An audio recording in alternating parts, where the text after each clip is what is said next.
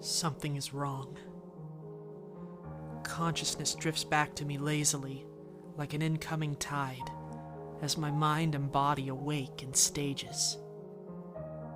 At first, it's dark, and I have no form. Just a terrified animal spark suspended in a featureless abyss. My primal hindbrain sends useless impulses to my unanswering body, demanding that I run and hide. But I am still. How long I drift here I do not know, and the darkness devours time. Gradually, I become aware of muted sensory impressions, the faint hiss of venting gas, the dry taste of recycled air. It is utterly black, however, darker than I would have believed possible, and I slowly realize that my eyelids refuse to open. I am aware of them now, thin sheets of flesh that tug across my face, but remain closed despite my best efforts. Even without them, I can still sense the glass and the metal frame around me. With a dawning wave, I realize how cold I am.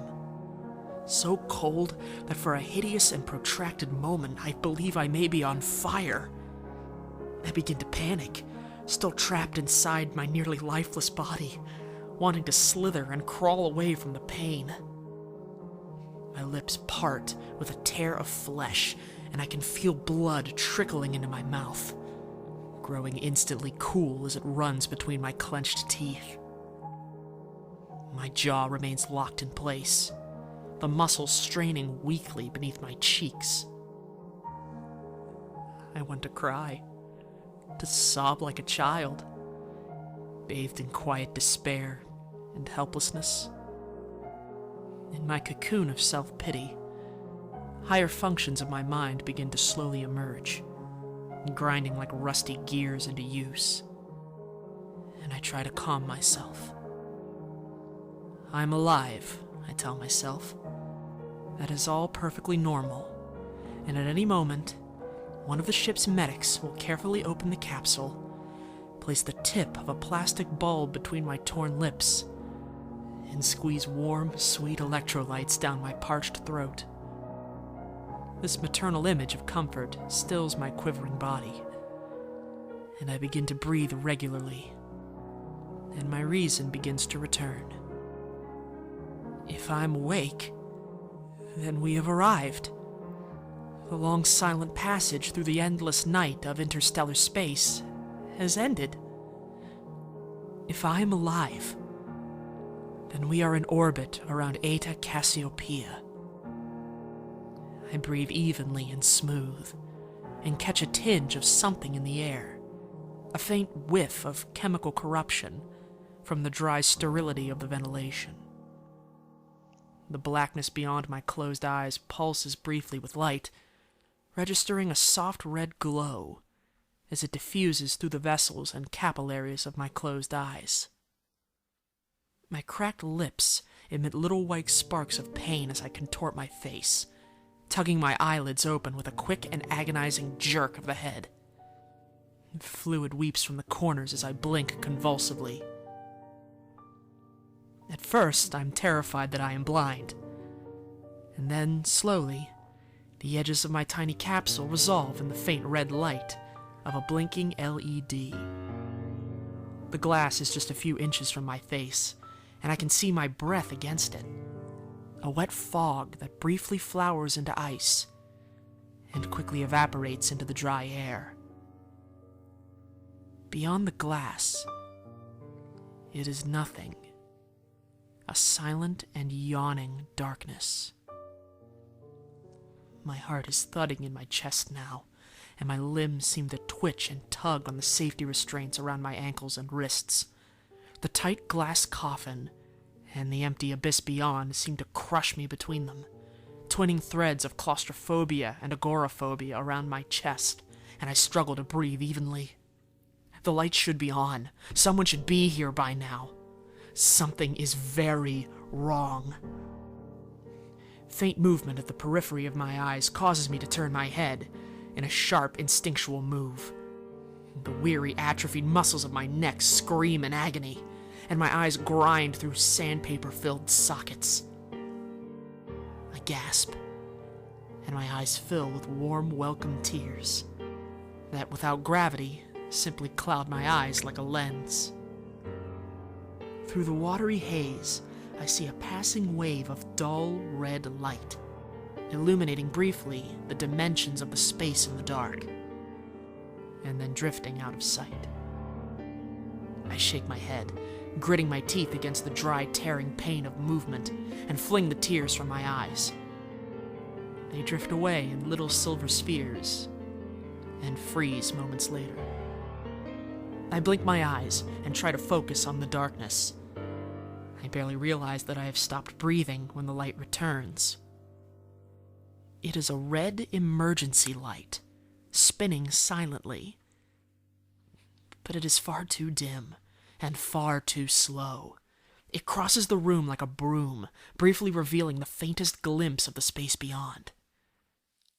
I see rows of dark containers, dozens of them, each containing the vague shadow of a figure. My eyes dart around the scene, unable to absorb any details, only the vague sense of scale and shape inside the room. I strain my eyes to focus each time the light passes, but I can't make out anything in the dimming light. There is nothing in the darkness that can tell me what has gone wrong. I didn't see the window at first, but I gradually became aware of it as faint pinpricks of starlight catch my eye. I lock my eyes and focus on the drifting stars as my heart threatens to burst from my chest, and my lungs suck in frigid air in ragged gasps. Calm, I repeat over and over like a mantra to myself. Calm. If I can just get control of my breathing and be patient, someone will come to help. Like an answer, there is an explosion of light from beyond the window. I squint, feeling my irises spasm and struggle to contract. Outside the porthole, there is a blue and cloudy world, looming and massive. My eyes adjust, and I can do nothing but drink in the sight of the oceans and land. The planet light seeps into the cabin and illuminates the rows of glass and steel tubes. And I can finally make out the occupants. Most of them are frozen and dead. Pale blue and white wraiths, with lips and eyelids pulled wide and open by contracting muscles. A few of the containers are smeared red and opaque. Each has the same flower of frozen blood and cracks, where its occupant must have beat his skull against the glass. I tug again on my restraints as panic overwhelms me, my limbs thrashing against the restraints.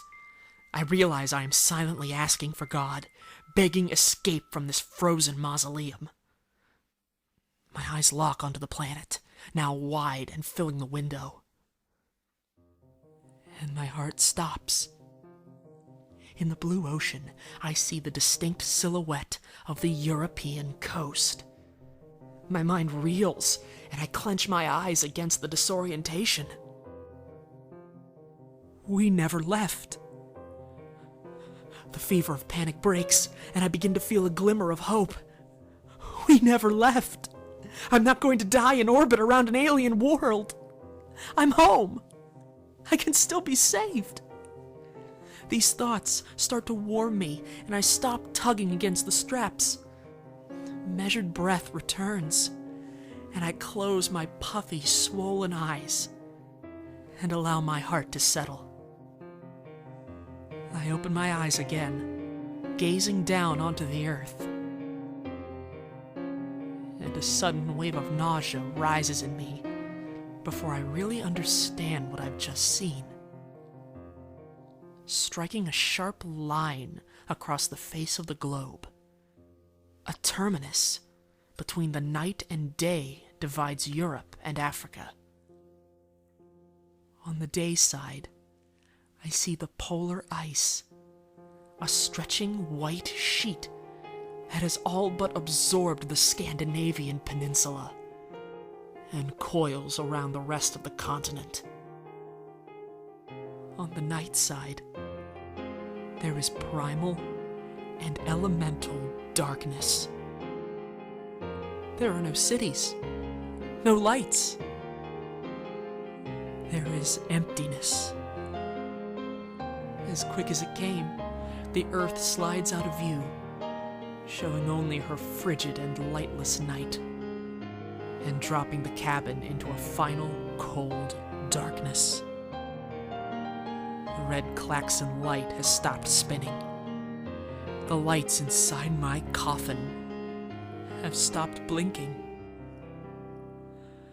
I am left alone in the frozen dark with the dead. Terror claws at me. My body is shuddering and useless, with blood like ice. I suck in a deep lungful of the dying air and scream.